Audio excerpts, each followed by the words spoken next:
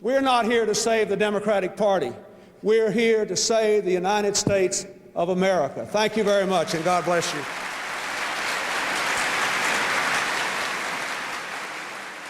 Arkansas Governor Bill Clinton stood before the Democratic Leadership Council in May of 1991 and solidified the ideology of the New Democrats. When he accepted the party's nomination a year later, his philosophy for the country had evolved into a new covenant, a solemn agreement between the people and their government. He echoed the language of both Roosevelt and Kennedy, pledging jobs and industries and an end to corporations sending work overseas. He promised to fight for affordable college, universal health care, and higher taxes on the wealthy to pay down the deficits that had been ballooning since Reagan's tax cuts in the 80s. Also within his platform, pledges to end welfare as we know it, to unleash corporations with free trade, and to embrace tough-on-crime conservatism. At the climax of his acceptance speech, he said, "Let it be our cause that we give this child a country that is coming together, not coming apart. A country of boundless hopes and endless dreams. A country that once again lifts its people and inspires the world. Let that be our cause, our commitment, and our new covenant." To Americans staring down the barrel of a new millennium, Clinton seemed to be offering a path back to the working-class prosperity of the New Deal. Instead, by the end of the 90s, Franklin Roosevelt's legacy would be stripped of many of its protections. Clinton would turn out to be the best Republican president since Abraham Lincoln, and the new Democratic Party would be re-engineered into a fundraising machine for neoliberals and the rare progressive who slips through the defenses. Only by understanding our history can we hope to help our future. This is going to be a chronological autopsy on Bill Clinton's presidency. We're going to relive the 90s year by year, dissecting Clinton's domestic policies within their greater context, and probing exactly how and why the Democratic Party turned against the working class of America. My mother once told me that after Pawpaw died, she found some of his old account books from the grocery store with lots of unpaid bills from his customers, most of them black. She recalled that he had told her that good people who were doing the best they could deserved to be able to feed their families, and no matter how strapped he was, he never denied them groceries on credit. Maybe that's why I've always believed in food stamps. In 1963, at 16 years old, Bill Clinton traveled to Washington with Boys Nation, an American Legion youth program. In the White House Rose Garden, he pushed his way to the front of the crowd and shook hands with President John F. Kennedy. That pivotal moment in his life, combined with the shock of Kennedy's assassination a few months later, put Clinton firmly on the path toward public service. The next year, Republican Barry Goldwater ran to unseat Kennedy's vice president, Lyndon B. Johnson. On October 27th, NBC broadcasted an endorsement for the Arizona senator from retired Hollywood actor Ronald Reagan. "He has faith that you and I have the ability and the dignity and the right to make our own decisions and determine our own destiny." That speech was called A Time for Choosing, and it launched Reagan into the political stratosphere. He went to bed that night only hoping he hadn't let Barry down. As a teenager growing up in Park Ridge, a suburb of Chicago, Hillary Rodham volunteered for Goldwater's campaign. His landslide loss to Johnson and his opposition to the Civil Rights Act later that year pushed many black voters away from the GOP. His campaign would plant the seeds for what would later grow into the Republican Southern strategy under Nixon and Reagan. Goldwater, though not a segregationist himself, helped make the GOP look mighty attractive to all those white conservative Dixiecrats who were still reminiscing about the days when blacks were second-class citizens. At Wellesley, a private women's liberal arts college in Massachusetts, Hillary was exposed to feminism and the civil rights movement. She soon outgrew her Goldwater girl phase despite her father's grumbling, and severed ties with the Republican Party for good after witnessing Nixon's treatment of his opponent, as well as veiled racist messages at the Republican National Convention in '68. In '69, Republican Senator Edward Brooke of Massachusetts, the first African-American popularly elected to the U.S. Senate, was invited to give the commencement address at Hillary's school. The late 1960s were a time of upheaval, and students nationwide were eager to sink their teeth into politics, including the students at Wellesley. The college broke tradition that year and allowed student government president Hillary Rodham to respond to the senator's speech. Hillary used that opportunity to criticize the political establishment's failures and called on her generation to turn impossible dreams into possible change. We're not in the positions yet of leadership and power, but we do have that indispensable element of criticizing and constructive protest. The address was featured in Life magazine. The turbulence of the 60s left its mark on Bill as well. He opposed the Vietnam War, attending teach-ins, writing letters, and marching with fellow students, but he stopped short of burning his draft card. In a 1969 letter to the ROTC commander who had protected him from the draft, Bill offered his justification. "The decision not to be a resistor and the related subsequent decisions were the most difficult of my life. I decided to accept the draft in spite of my beliefs for one reason, to maintain my political viability within the system. For years, I have worked to prepare myself for a political life characterized by both practical political ability and concern for rapid social progress. It is a life I still feel compelled to try to lead. I do not think our system of government is by definition corrupt, however dangerous and inadequate it has been in recent years." Bill and Hillary met at Yale Law School in Connecticut in '71. Bill liked to retell the story. He was staring at her in the library until she walked over and said, "If you're going to keep looking at me and I'm going to keep looking back, we might as well be introduced. I'm Hillary Rodham." They graduated together in '73 and made their way down to Bill's state to start their lives together.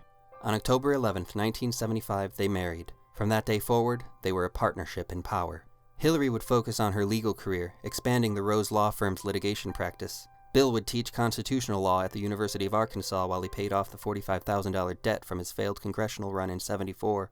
Jaws dominated the box office that summer, Queen's Bohemian Rhapsody rocked the jukebox, and the Vietnam War came to its final conclusion with the American evacuation from and the communist capture of Saigon. CBS News.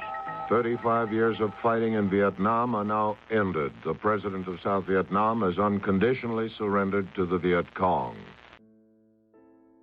In 1976, Jimmy Carter, a little-known governor from Georgia, ran for president as an outsider and won.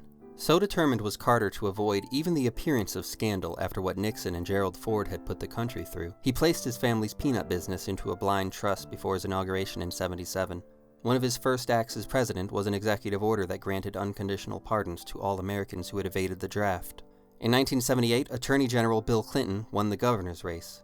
At just 32, he was the youngest governor in America. His first term brimmed with ambition. He raised teacher salaries, expanded kindergarten, and pushed to modernize Arkansas's crumbling roads. But those reforms came quickly, and they cost money. Meanwhile, Hillary Rodham, now a full partner at the Rose Law Firm, was also under fire. She had kept her own name, to the despair of Bill's mother. To voters in the state, she seemed too feminist, too independent, too northern. On February 27, 1980, Chelsea was born. When Chelsea was just 6 weeks old, crisis came to Arkansas. On April 15th, Fidel Castro opened a single Cuban port, Mariel, west of Havana, and told his people that anyone who wanted to emigrate to the U.S. could. More than 125,000 refugees fled to Florida between April and October in a flotilla of private boats. Carter's government shipped thousands of these refugees to Arkansas's Fort Chaffee. At its peak, the base held 25,000 people, and it was never meant to. On June 1st, frustration boiled over. 2,000 refugees rioted, clashing with guards and locals, setting fires and breaking out of the compound. Governor Clinton took the blame. In the presidential election later that year, California Governor Ronald Reagan defeated Carter in a landslide. The Iran hostage crisis, which began in 1979 when 52 Americans were seized at the U.S. Embassy in Tehran, dragged on for 444 days and crippled Carter's presidency. The hostages were released on January 20th, 1981, just minutes after Ronald Reagan took the oath of office, fueling the so-called October surprise theory. That idea that Reagan's campaign secretly struck a deal with Iranian officials to delay their release until after the election. This would deny Carter a last-minute victory and make Reagan appear strong from day one. Supporters of the theory cite reports of clandestine meetings and the later Iran-Contra arms deals as circumstantial evidence, while official investigations concluded that there was no credible evidence of such a conspiracy. Still, the suspicious timing has kept speculation alive ever since. The end of Carter's single term ushered in a conservative wave that unseated Democrats across the country. Arkansas had been a Southern Democratic stronghold since the end of Reconstruction over a century ago. The state had voted for FDR all 4 times, for Truman in '48, and for Johnson in '64. In 1968, though, Arkansas voted for Alabama segregationist George Wallace to be president. Yes, that George Wallace. Wallace was part of the dwindling Dixiecrat tradition, those Southern Democrats led by Strom Thurmond who broke from the party over civil rights in 1948. Though Wallace ran in '68 as an independent, he was always a Democrat. By the time Clinton had joined the party, most Dixiecrats had already switched to the GOP, Thurmond in '64, Jesse Helms in '70, and many others through the Nixon years. Arkansas would shift fully Republican by the 2000 presidential election, but in the '80s, it was Democrats' turf. This made Republican Frank White's victory over Clinton that much more embarrassing. Bill would later joke that he was the youngest ex-governor in American history. In the 2 years that followed Bill's defeat, the Clintons both retooled. Hillary adopted Bill's last name, softened her public image, and traded her thick glasses for contact lenses. Bill kept on teaching, but never stopped courting business leaders and voters. In the '82 governor race, Clinton came back with 55.5% of the vote. He would never lose another election. Other Democrats throughout the '80s wouldn't be so resilient. At the 1984 DNC, Walter Mondale said, "Mr. Reagan will raise taxes, and so will I. He won't tell you. I just did." Reagan's campaign dominated that election, 525 electoral votes to 13. The next year, political strategist Al Frum and other moderate Democrats founded the Democratic Leadership Council. Their message was that the country had shifted farther to the right. If the Democrats wanted to win elections at the national level again, they needed to adopt a third way agenda, which they sold as a modernization of liberalism, embracing free markets, corporate partnerships, welfare reform, tough on crime laws, smaller government. If that to you sounds similar to neoliberalism, these ideas were considered fringe and rejected by the liberal wing of the Democratic Party, but they wouldn't be rejected for long.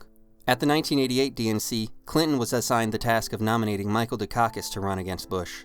Clinton's speech droned on through 33 minutes that seemed about 5 times as long. The cheers that erupted when he said, "in conclusion," appeared to toll the knell of any hopes he might have had to succeed in national politics.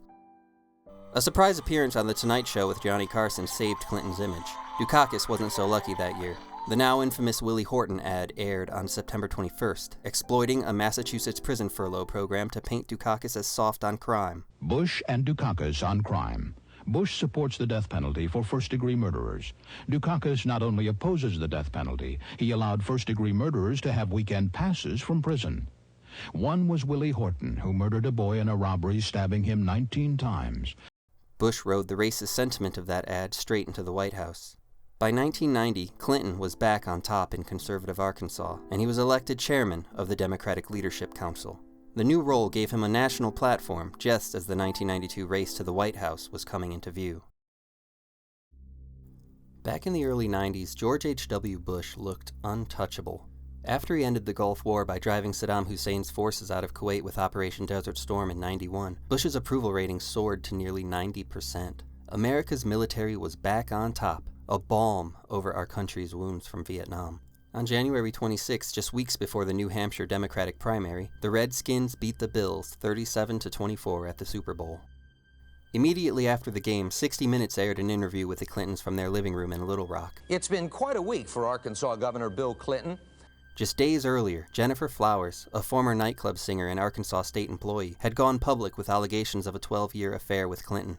That sort of scandal used to sink presidential campaigns, but Bill denied it while Hillary declared, I'm not sitting here as some little woman standing by my man like Tammy Wynette. The performance, viewed by over 20 million households, saved him. He dubbed himself the comeback kid after a surprise second-place finish in New Hampshire. Bush's economic recovery was faltering. Unemployment hit 7.8% that June, nothing was trickling down, and Bush's broken campaign pledge haunted him. Read my lips. No new taxes. Because he did raise taxes. For all his popularity, it was the economy that left him vulnerable. By the time Clinton accepted his party's nomination, Bush's job approval rating had sunk to 29%. Then Texas billionaire Ross Perot entered the race on the independent ticket. He railed against deficits, trade deals like NAFTA, and the Washington establishment, and his populist energy split the electorate and kept the campaign focused on the economy. This man famously used 30-minute infomercials with charts to explain the national debt to voters. If you're paying $12, $13, $14 an hour for factory workers, and you can move your factory south of the border, pay $1 an hour for your labor, have no health care, that's the most expensive single element in making a car, have no environmental controls, no pollution controls, and no retirement, and you don't care about anything but making money, there will be a giant sucking sound going south.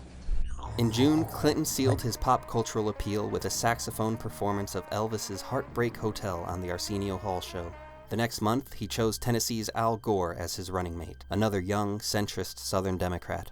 Gore, having already invented the internet by this time, had made climate change a central theme to his politics with the publication of his first major book, Earth in the Balance: Ecology and the Human Spirit. The comeback kid leaned heavily into his socially progressive messaging. He campaigned in black churches, courted civil rights leaders like Jesse Jackson and John Lewis, and became the first major party candidate to openly seek support from LGBTQ activists. Gay people are going ape. They're going crazy over Clinton. You see voter registration tables every weekend, and they're registering gay people by the droves. Every single block on my street has a Clinton Gore sign. Everybody's charged up about this thing, and they smell blood. On Election Day, Clinton won with 43% of the vote to Bush's 37.5%. Perot captured almost 19% in the strongest third-party showing since Teddy Roosevelt. The European Union was created this year when participating countries met in the Netherlands and signed the Maastricht Treaty. The new president of Russia, Boris Yeltsin, was implementing shock therapy on his country's economy as oligarchs seized state industries for kopecks on the ruble and quickly consolidated political power. In China, Deng Xiaoping resumed the economic reform program that he and his Communist Party had halted after crushing the Tiananmen Square protests of '89. In this time of great upheaval across the globe, it was still to be seen if America would rise or fall under the new Democratic president. Clinton's first legislative victory came shortly after his inauguration. On February 5, 1993, he signed the Family and Medical Leave Act, guaranteeing workers unpaid time off to care for a newborn, a sick child, or an aging parent. For millions of families, it was the first federal law to recognize that work and family life had to coexist. Although most Republicans opposed the common-sense measure, Bush, for one, had vetoed it twice already, calling it a job killer. A significant enough minority broke ranks for it this time to prevent a filibuster in the Senate. When Senator Gore and I ran in the election last year, we published a book called Putting People First. I'm very proud that the first bill I am to sign as president truly puts people first. On February 26th, Islamic extremists with ties to a radical cleric in New Jersey drove a rented Ryder van into the underground garage of the World Trade Center. At 12:18 p.m., their 1,200-pound bomb exploded. The attackers had hoped the North Tower would topple into the South Tower, killing tens of thousands. Instead, the blast carved a 100-foot crater through several basement levels, knocked out power, and filled the towers with smoke. 6 people were killed and more than 1,000 were injured. At the time, the attack was treated as a criminal case, not an act of war. In '93, neither the public nor U.S. intelligence had yet grasped the reality of global jihadist terrorism. Just 2 days after the bombing, ATF agents raided David Koresh's Branch Davidian compound in Waco, Texas, after hearing reports that Koresh was abusing children. A gunfight left 4 agents and 6 Davidians dead. After a 51-day standoff, the FBI pumped in tear gas and began their assault. By noon, fire engulfed the compound. 76 people, including women and children, died. Whether the Davidians set the fire or it sparked from the assault didn't matter. To the militias and the patriot movements of the far right, Waco proved that the federal government would kill its citizens and then lie about it. Make no mistake, the U.S. government does kill its own citizens whenever those citizens become threats to the capitalist hierarchy. See Malcolm X in 1965, Martin Luther King Jr. in '68, Fred Hampton in '69, and the Pine Ridge Reservation conflict of '73. David Koresh was not that kind of threat. Clinton's Attorney General Janet Reno offered to resign over the tragedy, but Clinton refused and accepted responsibility himself. No issue tested Clinton's idealism more than his campaign pledge to allow gay and lesbian Americans to serve openly in the military. The Joint Chiefs of Staff revolted, led by General Colin Powell. Sam Nunn, chair of the Armed Services Committee, staged dramatic tours of submarine bunks to show how close quarters would make open service untenable for homosexuals.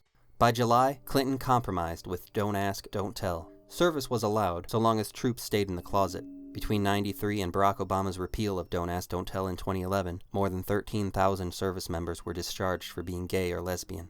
It's not a perfect solution. It's not identical with some of my own goals, and it certainly will not please everyone, perhaps not anyone, and clearly not those who hold the most adamant opinions on either side of this issue. 1 month earlier, Clinton made one of the most unapologetically progressive decisions of his career. He nominated Ruth Bader Ginsburg to the Supreme Court. A former ACLU litigator and trailblazer for gender equality, Ginsburg had argued and won landmark cases that chipped away at America's discriminatory legal architecture.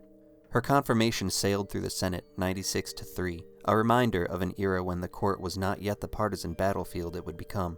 For Clinton, who so often bent leftward ideals to political pragmatism, the notorious RBG was the rare choice that decisively reshaped the court in a progressive direction. Later that summer came Clinton's first economic test, passing a budget. After 12 years of trickle-down economics where taxes were lowered on the wealthiest Americans, raised on the middle class, hoping that investments would be made which would reverse the trends of the last 20 years, we now have real fairness in the tax code, with over 80% of the new tax burden being borne by those who make over $200,000 a year.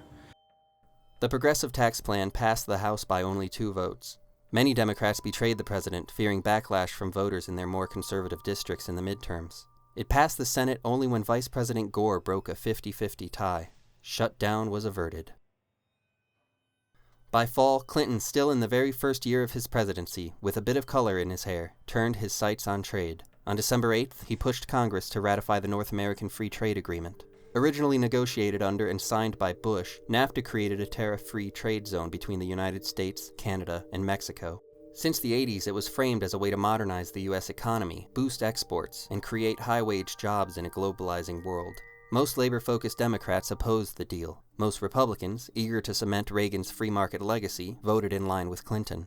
A bad trade agreement for the United States would result in less job creation, less productivity increases, and regression in environmental and other social standards. For Mexico, it could well reduce that country's comparative advantage to simply cheap labor, turning Mexico's economy into one large export platform, sacrificing balanced and equitable economic development.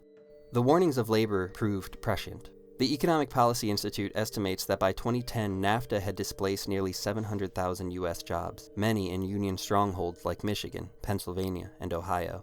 Even where factories remained, the very threat of relocation suppressed wages and weakened unions for decades. The consequences for impoverished farmers in Mexico were even starker. As U.S. subsidized corn all of a sudden flooded their country's market, they had nowhere else to go but north into the United States.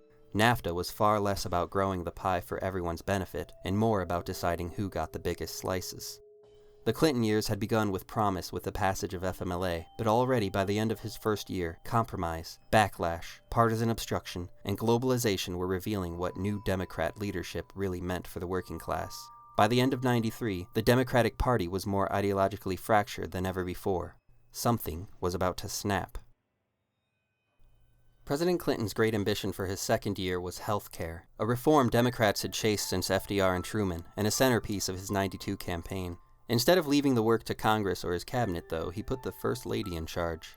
This was meant to signal how serious Bill was on the issue. He only trusted her to get it done. Thomas Jefferson was the first president to talk about the importance of individual health. Franklin Roosevelt hoped that health security would be the other half of the Social Security system.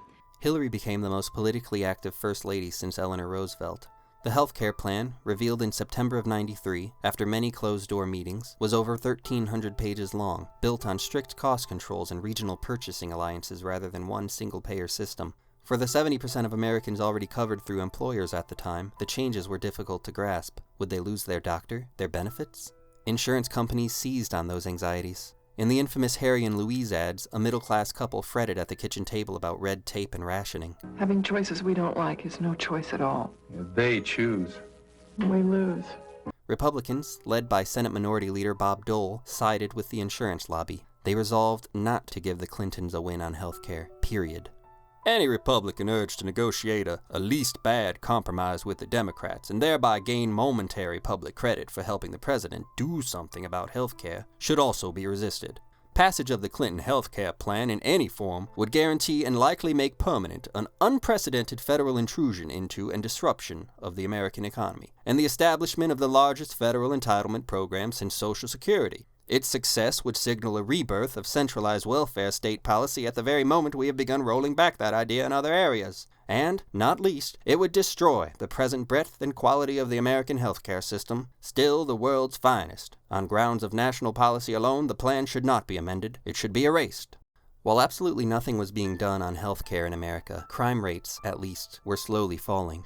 Violent crime in the U.S. peaked around '91, but by '94, a statistical decline began that would continue steadily for the rest of the decade. Experts still debate what took this bite out of crime. Rising incarceration rates? Better policing strategies? Decline in crack epidemic violence? In Freakonomics, Stephen Levitt offers another compelling idea. The legalization of abortion in the 70s had quietly reduced the number of unwanted children who might otherwise have grown up in difficult circumstances such as poverty. So while abortion access would eventually help U.S. streets feel safer by the mid-90s, for now, crime was America's #1 priority. Law & Order premiered on NBC in 1990, and we lost track of the remote. On October 1st, 1993, a 12-year-old girl named Polly Klaas was kidnapped by a career criminal at knife point during a slumber party at her mother's home in Petaluma, California. She was then strangled to death. The horrifying case became a rallying cry for tougher sentencing. California's 3 strikes law was rushed through the state legislature in March of '94 with overwhelming bipartisan support. After someone was convicted of 3 felonies, that was it. Life in prison, no parole. In September, Clinton signed into law the Violent Crime Control and Law Enforcement Act. It was the largest crime bill in U.S. history, largely written and shepherded through Congress by Senate Judiciary Committee Chairman Joe Biden. Gangs and drugs have taken over our streets and undermined our schools. Every day we read about somebody else who has literally gotten away with murder. The bill funded 100,000 new police officers, poured billions into new prisons, gave states money to try juveniles as adults, expanded the death penalty, and federally adopted California's 3 strikes rule. Unlike with Nixon and Reagan, though, Clinton's crackdown on crime wasn't designed to crush political dissent or imprison black people specifically. Democrats were eager to prove to anxious voters that they were just as tough on crime as Republicans. The wound from Dukakis stumbling over the Willie Horton ad 6 years ago was still fresh. Regardless their intentions, the weight of Clinton and Biden's crime bill would inevitably fall hardest on poor and minority communities, as such bills always do. These people had already spent the 60s, 70s, and 80s in a state of constant systemic oppression, and now the 2 political parties were sharing the pair of boots, 1 boot each. In America, prison has taken over the function of the black ghettos as an instrument of control and containment of a population considered as a lower caste with which one should not mix. Between 92 and 2000, the prison population nearly doubled, from about 1.3 million people to roughly 2 million. According to the ACLU, despite making up just about 4% of the global population, the US today has more than 20% of the world's prison population. Our prison system costs taxpayers at least $80 billion per year. The private prison industry, by contrast, spends only a few $1 million a year lobbying politicians to keep their beds full and their profits flowing.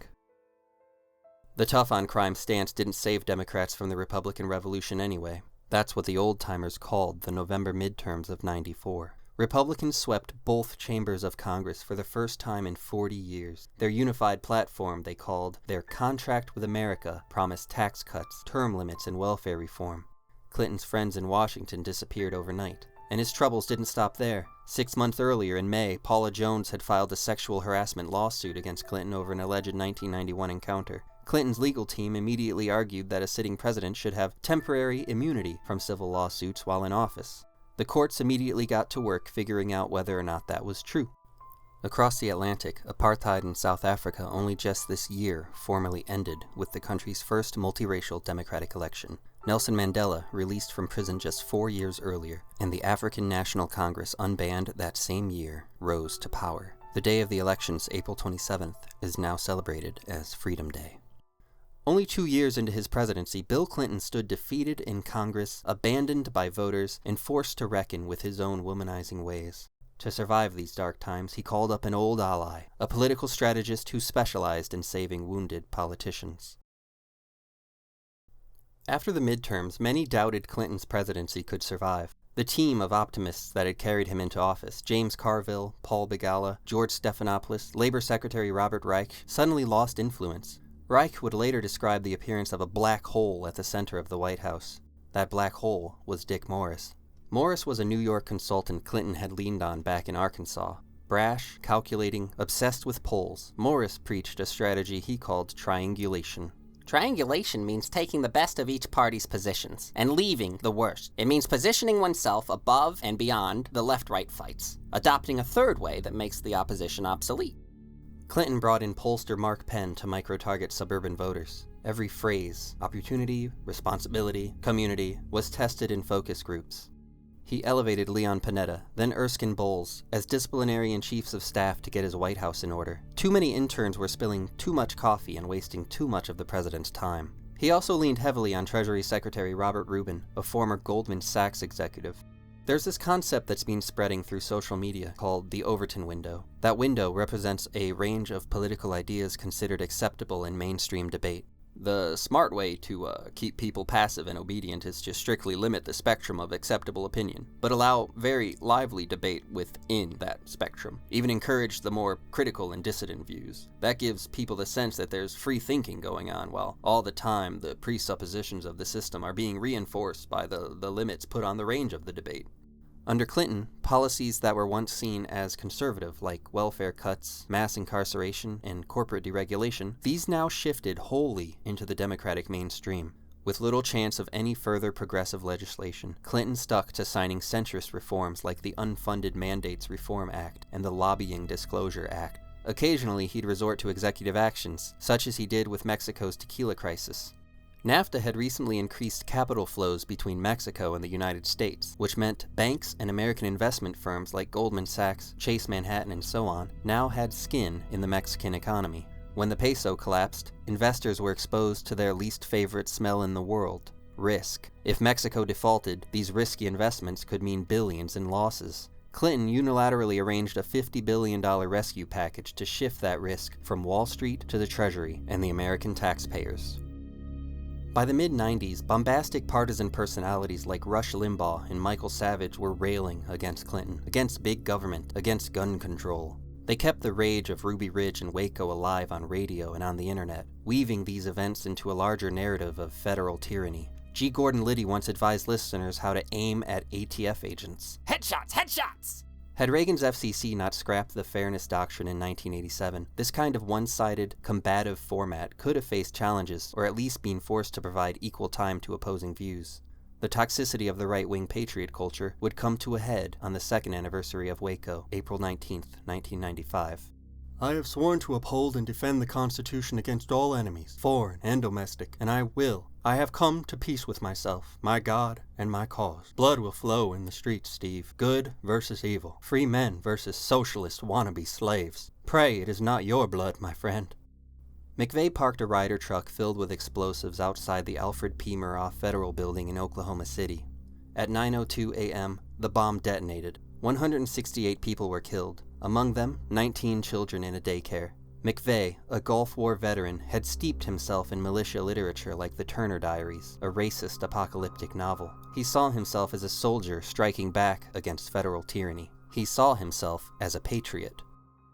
Wayne LaPierre, executive vice president of the National Rifle Association, in a spring 1995 fundraising letter, used rhetoric so outrageous that former President George H.W. Bush resigned his life membership in response. I was outraged when, even in the wake of the Oklahoma City tragedy, Mr. Wayne LaPierre defended his attack on federal agents as jackbooted thugs. To attack Secret Service agents or ATF people or any government law enforcement people as wearing Nazi bucket helmets and black stormtrooper uniforms, wanting to attack law-abiding citizens, is a vicious slander on good people. Article 1, Section 9 of the Constitution says, No money shall be drawn from the Treasury, but in consequence of appropriations made by law. This means the executive branch cannot spend money without annual authorization from congressional lawmakers. I'm just a bill, yes, I'm only a bill, and I'm sitting here on Capitol Hill. Every year, by October 1st, Congress must pass appropriation bills to keep the federal government running. That's the way it's been since the Budget Act of 1974. Most years, these deadlines pass with a bit of haggling and compromise, usually with a ton of pork tacked onto the bills in the form of riders, earmarks, and policy provisions.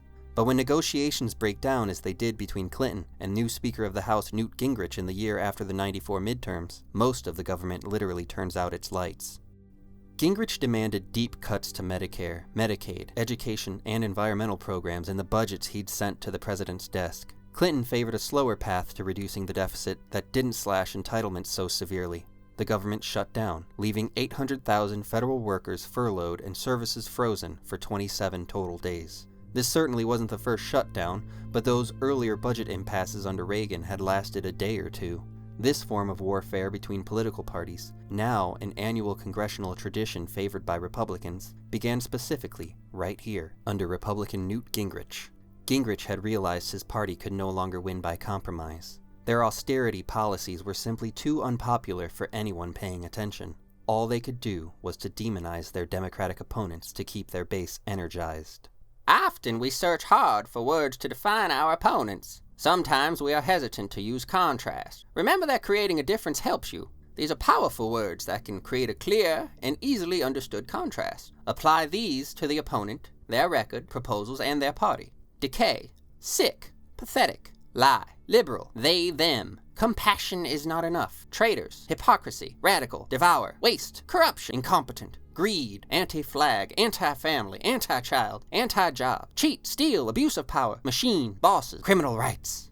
The shutdown gamble backfired on Republicans. Gingrich was painted as reckless, even petty, especially after he complained to the press about how the president had made him sit at the back of Air Force One and ignored him during a long flight. Clinton, once weakened, now appeared steady, standing firm for ordinary Americans. When the shutdown ended on January 6th the following year, Republicans just looked like a bunch of jerks. The comeback kids' approval ratings soared. The era of big government is over.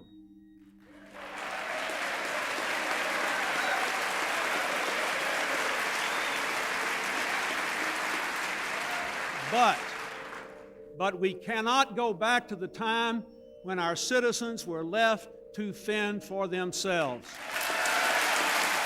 The true centerpiece of Clinton's triangulation strategy came in 1996. That August, he signed the Personal Responsibility and Work Opportunity Reconciliation Act, welfare reform. It was the most dramatic rollback of the New Deal and the Great Society in a generation. In the 80s, Reagan had attacked so-called welfare queens as a drain on taxpayers. Now it was the Democrats' turn with the poor person beating stick. Marion Wright Edelman was a civil rights lawyer who'd worked with Martin Luther King Jr. and his Poor People's Campaign. She'd also overseen Hillary's internship at the Children's Defense Fund during law school. Edelman's husband, Peter, resigned his post at the Department of Health and Human Services in protest. The bill that President Clinton signed is not welfare reform. It does not promote work effectively, and it will hurt millions of poor children by the time it is fully implemented. The law abolished aid to families with dependent children, a guarantee in place since the Social Security Act of 1935. In its stead came temporary assistance for needy families, capped at 5 years, tied to work requirements, and handed entirely to the states as block grants to do with virtually as they pleased. Federal guarantees of aid disappeared overnight. Today we have an historic opportunity to make welfare what it was meant to be, a second chance, not a way of life. And even though the bill has serious flaws that are unrelated to welfare reform, I believe we have a duty to seize the opportunity it gives us to end welfare as we know it. Only a few conscientious Republicans in Congress voted no on Clinton's reforms, while nearly half of Democrats voted no. How can any person of faith, of conscience, vote for a bill that will put 1 million more kids into poverty? Where is the compassion? Where is the sense of decency? Where is the heart of this Congress? That same month, Clinton also signed the Small Business Job Protection Act, which would eventually raise the federal minimum wage from $4.25 an hour to $5.15 an hour. If you're wondering why the GOP signed on to this, it was a presidential election year, and the Republicans didn't want to appear too anti-worker. The betrayals didn't stop there. That year also brought the Defense of Marriage Act. DOMA defined marriage as between a man and a woman, and allowed states to refuse recognition of same-sex unions. Republicans pushed it through at this specific moment as a wedge issue, as a dare to the president. If he vetoed it, they would paint Democrats as radicals right before the election. If he signed it, he would be on the wrong side of history, and he knew it. So he signed it in the middle of the night on September 21st. For his re-election campaign, he ran ads on Christian radio stations in the South, highlighting his support for the law. Another act of triangulation to salvage his political career, and another betrayal of his liberal base, of his progressive roots. With the economy rebounding, unemployment dropping, and his opponent Bob Dole looking dour at 73 years old, Clinton cruised to re-election. He won 49% of the popular vote to Dole's 41%. Just 4 years from now, we will enter a new century of great challenge and unlimited possibility. Now we've got a bridge to build, and I'm ready if you are. Across the Atlantic, the British 90s was charting a similar course to the American. The British Labour Party had rebranded itself as New Labour in 96 under the leadership of Tony Blair, who would be elected Prime Minister in 97. Blair embraced free markets, loosened financial regulation, and promised to marry social justice with economic growth, exactly Clinton's third way, but now with a posh accent. If Margaret Thatcher was Britain's Reagan analog, Blair was their Clinton. Clinton began his second term at the height of his power. The economy was booming, unemployment at historic lows, and a balanced budget finally in sight. Republicans, still reeling from their shutdown defeat, started to play ball with the president again. He signed the Children's Health Insurance Program, or CHIP, providing coverage to millions of kids. The Balanced Budget Act and the Taxpayer Relief Act of 1997 were pure triangulation. Capital gains and cuts to please Republican voters, a $500 child tax credit to keep Democrats quiet. Clinton's approval hovered above 60%. To many Americans, the nation seemed on the cusp of a new era of peace and prosperity. At least one voice saw through the growing delusions of the administration. Labor Secretary Robert Reich was one of the most outspoken progressives on Clinton's cabinet. He'd been Bill's friend since their days at Oxford, and had pushed tirelessly for stronger unions, higher minimum wages, and protections for workers left behind by globalization. But as Clinton drifted farther and farther from these things, Reich found himself increasingly sidelined by the pack of devils on Clinton's other shoulder. Some deny that inequality is rising. Simply said, they are wrong. They view widening inequality as a byproduct of structural changes in our economy, most notably technological advances and global economics integration, both of which tend to reward the best educated and penalize those with the poorest education and skills. The same phenomenon is occurring the world over, they say. Nothing can be done about it. Robert Reich, January 9, 1997. The next day, Reich resigned. Clinton may have been losing old supporters, but old scandals were never too far away. Whitewater had begun as a probe into an Arkansas land deal that fell apart in the late 70s. Though multiple investigations found no evidence the Clintons broke the law, their partners Jim and Susan McDougall went to prison for fraud. Suspicion lingered. In '94, independent counsel Ken Starr took over the probe into the Clintons' actions. Starr's mandate soon sprawled beyond Whitewater. He examined Travelgate, Filegate, he even revisited their friend's 1993 suicide. 5 official investigations had confirmed the cause of Vince Foster's death as suicide, but conspiracy theories swirled, fueled by a right-wing media. None of these produced charges against the Clintons, but each expansion gave Starr more time, more subpoena power, and more headlines for the Republican base to froth over. It was a clearly partisan, sustained assault on the president. How could Starr get away with such an obvious witch hunt? To answer that question, we must go back to the Saturday Night Massacre of 1973. Special Prosecutor Archibald Cox had just subpoenaed President Nixon during the Watergate investigation. So Nixon ordered his Attorney General Elliot Richardson to fire Cox. Richardson resigned instead, promoting Deputy Attorney General William Ruckelshaus to his place. He resigned over Nixon's order, which promoted Solicitor General Robert Bork, who finally got it done. That rough Saturday night spurred Congress to pass the Ethics in Government Act of 1978, creating the Office of Independent Counsel as a shield for future prosecutors. Before Starr, there had been Lawrence Walsh, who investigated Iran-Contra under Reagan and Bush. Walsh was accused of overreach back then as well, especially when indictments came down right before the '92 election. But Walsh was a lifelong Republican, and his targets were of his own party. Ken Starr, by contrast, was a Reagan-Bush appointee investigating a Democratic president, and on top of that, a growing partisan media machine and an intransigent Congress cheered him on the whole time. Starr had melted the shield of his office down and reforged it into a sword. In '97, he would finally draw some blood. It began quietly, as gossip. Monica Lewinsky, a 22-year-old former White House intern working at the Pentagon, spilled some juicy secrets to colleague Linda Tripp. She spoke of late-night calls, secret meetings with the president, even a blue dress she had saved with proof of her affair.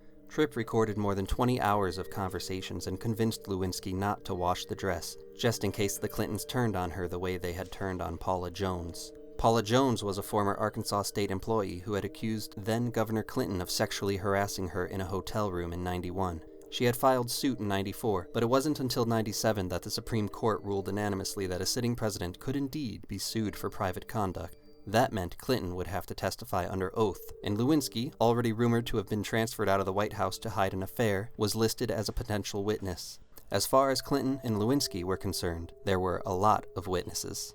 Once Monica appeared wearing a borderline unprofessional dress. A bit too short, if you asked me. I could only think, who does she think she is? She was strap hanging around George Stephanopoulos, and I shooed her like a stray cat. She hissed another lame excuse. I was fed up with her games, but at this moment the president arrived, easily catching her sight, or scent, I don't know which.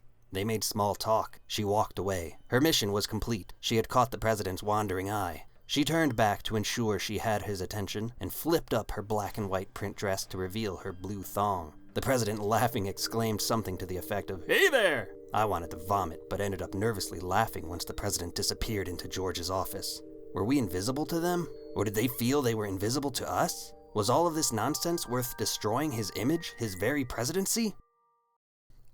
In January of 1998, the Lewinsky scandal broke wide open. On the 7th, Paula Jones's legal team received an affidavit from Lewinsky denying the affair. On the 12th, Linda Tripp turned over her taped conversations to Jones's prosecutor. On the 17th, Clinton denied the affair under oath. That same night, online news site The Drudge Report broke the story. At the last minute, at 6 p.m. on Saturday evening, Newsweek magazine killed a story that was destined to shake official Washington to its foundation. A White House intern carried on a sexual affair with the President of the United States. The Drudge Report has learned that reporter Michael Isikoff developed the story of his career, only to have it spiked by top Newsweek suits hours before publication. A young woman, 23, sexually involved with the love of her life, the President of the United States, since she was a 21-year-old intern at the White House. Reports of the relationship spread in White House quarters, and she was moved to a job at the Pentagon, where she worked until last month. The young intern wrote long love letters to President Clinton, which she delivered through a delivery service. She was a frequent visitor at the White House after midnight, where she checked in the wave logs as visiting a secretary named Betty Curry, 57.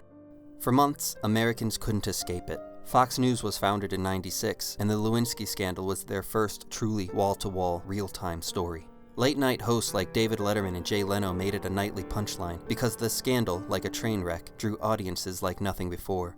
9 days after the story broke, Clinton stood before the nation. All he had to say was, "I'm sorry, I'll do better." Instead, the president would have the country waste the rest of the year on a costly investigation, where dozens of White House staff, as well as the American people, would be dragged through the mud. Now, I have to go back to work on my State of the Union speech, and I worked on it till pretty late last night.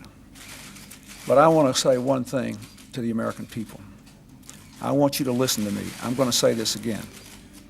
I did not have sexual relations with that woman, Miss Lewinsky. I never told anybody to lie, not a single time, never.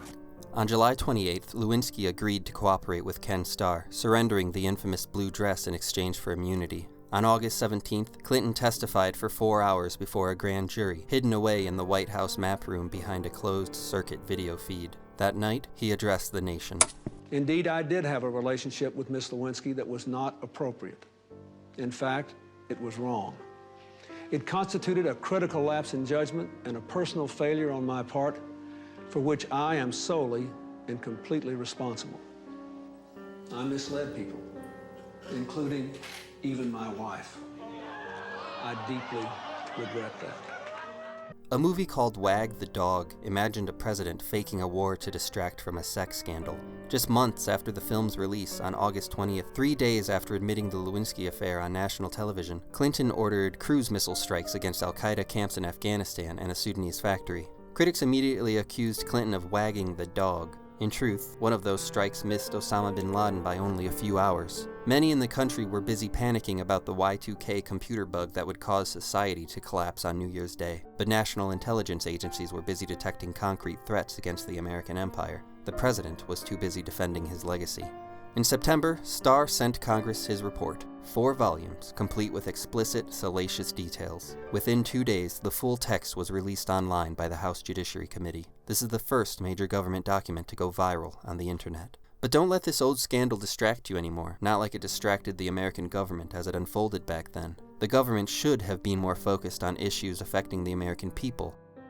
On October 6th, Matthew Shepard, a 21-year-old gay student in Laramie, Wyoming, was beaten, tied to a fence, and left for dead. His body was discovered by a cyclist who thought the body was a fallen scarecrow. Shepard died 6 days later.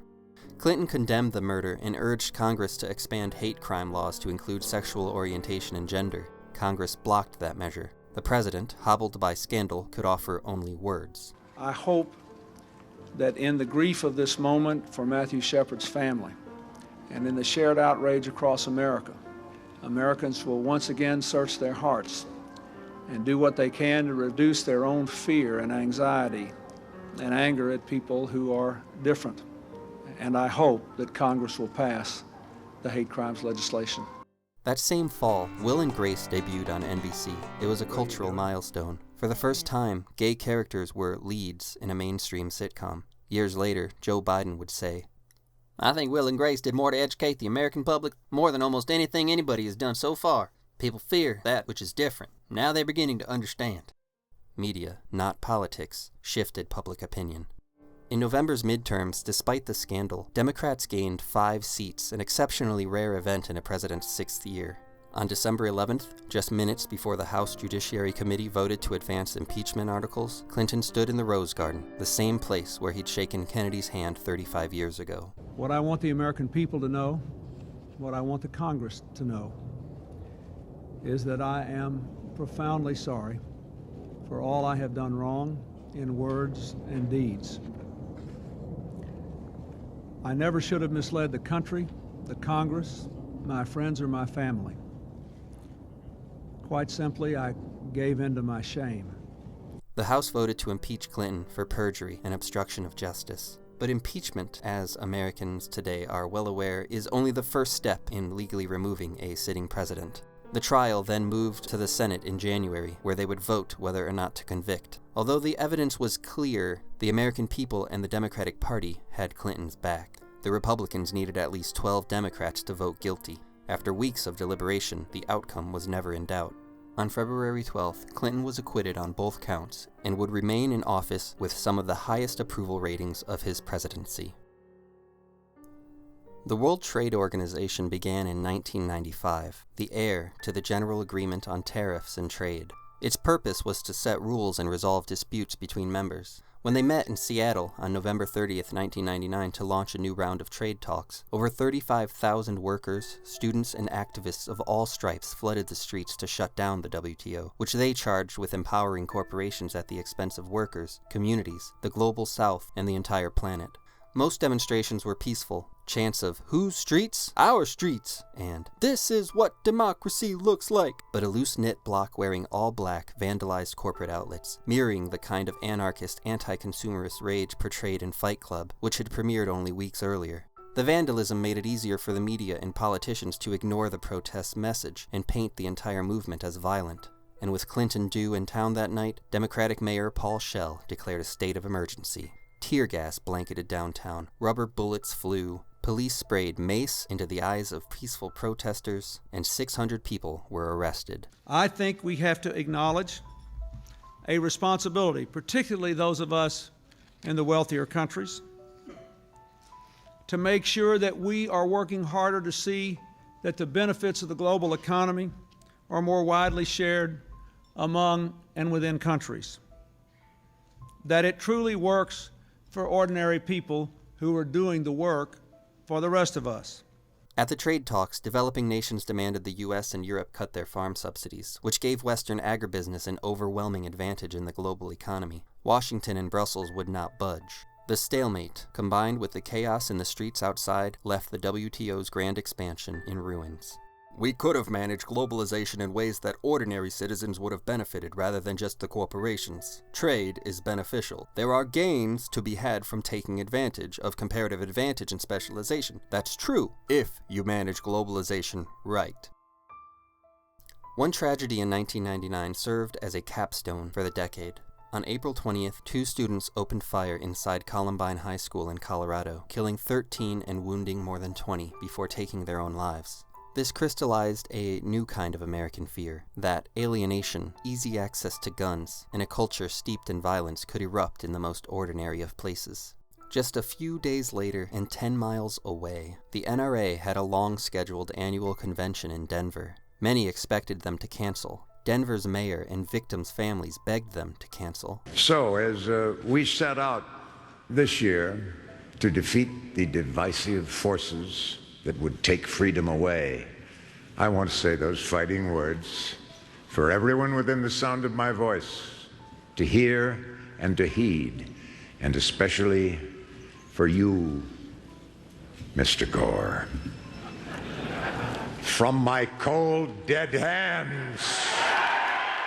Retired Hollywood actor and NRA President Charlton Heston would deliver that famous line at the following year's convention, but much of that same energy was present in the days following the Columbine tragedy.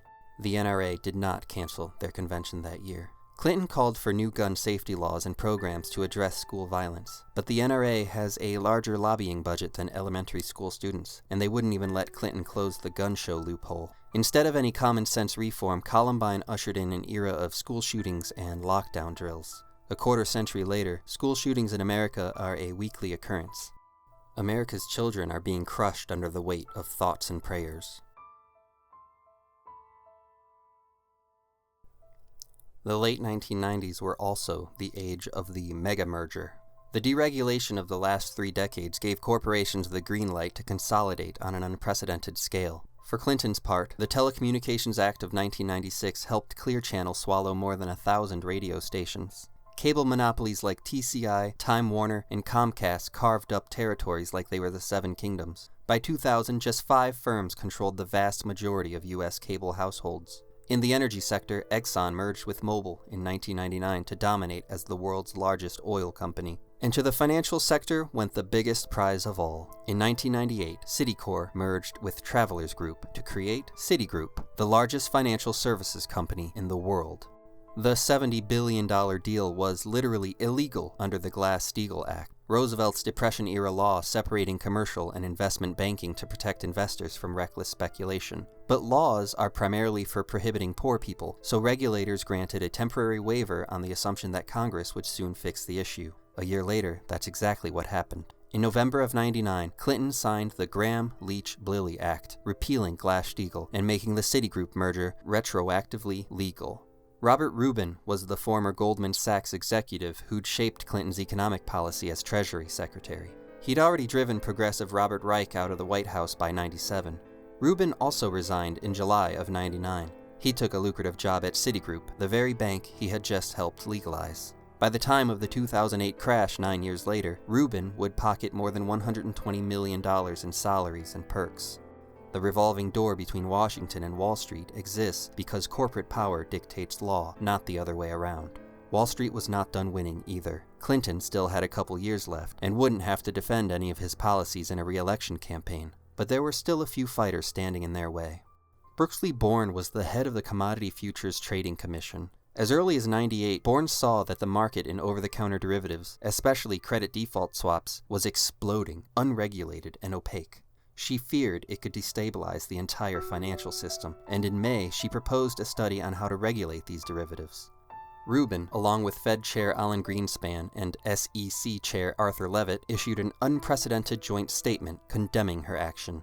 Rubin's deputy Larry Summers screamed at her, "You're gonna cause the worst financial crisis since the end of World War II." Born resigned from the CFTC in 1999, isolated and frustrated. We began the new century with over 20 million new jobs, the fastest economic growth in more than 30 years, the lowest unemployment rates in 30 years, the lowest poverty rates in 20 years, the lowest African American and Hispanic unemployment rates on record, the first back-to-back surpluses in 42 years, and next month, America will achieve the longest period of economic growth in our entire history. Clinton celebrated the prosperity of the late 90s, but beneath the boom and the surplus, cracks were already forming, cracks that would eventually widen into gulfs. In 2000, Clinton signed the Commodity Futures Modernization Act, explicitly banning the regulation of those same financial derivatives that Brooksley Born had warned about 2 years ago. Later on, in 2008, Citigroup would contribute to crashing the global economy, just as Born had prophesied. Citigroup would be granted the largest taxpayer bailout in history, and not a single one of those welfare kings would go to jail. Whoa. Perhaps it's no coincidence that The Matrix premiered at the end of the 90s. This was a film about living inside a simulation controlled by hidden powers, with corporations and financiers flagrantly rewriting the rules of government while voters were increasingly told to plug in and tune out. That metaphor cut close to the bone. While the Wachowskis were raking in big money off DVD sales, the stock market was gripped by a different fever, the dot-com boom. Between 95 and 2000, the NASDAQ rose 5-fold, driven almost entirely by tech stocks. Startups with little more than a web domain, a slogan, and a sock puppet mascot were suddenly worth billions on paper. But most companies had no earnings, no profits to speak of. It was mostly hot air. The market had converged on a single piece of flesh, and there was simply not enough meat on the bone to go around. While Clinton hyped his new economy at his 2000 State of the Union address, economists like Paul Krugman and Robert Shiller were sounding the alarm. In a 1999 letter to Berkshire Hathaway shareholders, Warren Buffett worried, "Investors project the growth rates of the past into the future without examining whether they can be maintained." By spring of 2000, rising interest rates from Alan Greenspan's Federal Reserve, as well as missed earning calls, shattered confidence in the market. The NASDAQ lost 78% of its value by 2002. Trillions in wealth simply evaporated. It wasn't bad news for everyone. Amazon, eBay, and Google emerged from the bloodbath with substantial market shares. Venture capitalists and insiders sold early, cashing out rich. It was mostly the workers and small investors, especially those holding retirement accounts and stock options through their jobs, who were left to soak up the losses. This is simply the cycle of capitalism, the boom-bust cycle. Investors chase profits, banks extend credit, and optimism feeds optimism. Boom. But growth cannot last forever. At some point, asset prices get disconnected from reality. Bust. Economists call this a business cycle, and it is simply a tendency under capitalism. As the tech sector imploded, globalization accelerated. Manufacturing jobs vanished overseas, union membership shrank, wages stagnated while corporate profits and Wall Street bonuses soared. The decade ended in triumph on the surface, peace abroad, a bit of prosperity at home, but the foundations of the middle class were being actively hollowed out. The market correction was traumatic, inevitable, and right on schedule. And the two men vying to inherit the crash were Democrat Al Gore and Republican George W. Bush. With the battle for Seattle arguably won, the class war waged on, and we were losing badly. The battle for Florida would be next on the horizon. That's a story for another time. Bill Clinton wasn't an elite. There was a whole first chapter I cut from this for length that dove into his childhood. His father, a traveling salesman, had died in a car crash on a rainy Missouri road a few months before Bill was born. He grew up poor, worked hard in school, and developed ambitions. When he spoke to voters, they felt like he was truly listening, like he cared, like he was one of them, because he actually was. But he also was a politician, and to win, you follow the money, and by this time, in my opinion, Wall Street had fully captured both sides of the political aisle. The New Deal was reduced to shreds, not by any one man, not by Reagan alone, not by Nixon, not by Clinton, but by the institution that we voted into power, without realizing what we were giving away at each step. Clinton grew up in the late 60s, which was a time of rising class consciousness, especially among black activists, who were calling out the government for being complicit in the economic violence carried out against American citizens every single day. Solidarity was rising, not necessarily because of the New Deal, but in spite of it. Hollywood, universities, progressives, the younger generations, they were all starting to like the taste of revolution, and so the capital class organized. The counter-revolution began in 1971. Lewis Powell was a corporate lawyer for the tobacco industry who wrote a memo to the U.S. Chamber of Commerce. That memo was a call to arms for America's business elite. He saw that the American economic system was under broad attack, because it was, and the FBI could only get away with cold-blooded murder for so long. Not long after that memo, Nixon nominated Powell to the Supreme Court. The Citizens United decision in 2010, which changed campaign finance laws to even further increase the influence of money in politics, can be traced directly back to these pivotal moments in our history. By the time Donald Trump rolled down that golden escalator on June 16, 2015, Americans were ready to try something different. He was a walking bag of bigotry, appealing to many baser instincts, but he also appealed to our very real sense that something was broken in government. Some actually believed that an unscrupulous billionaire and reality TV host would reform and purify Washington for their benefit. They continue to believe this to this day.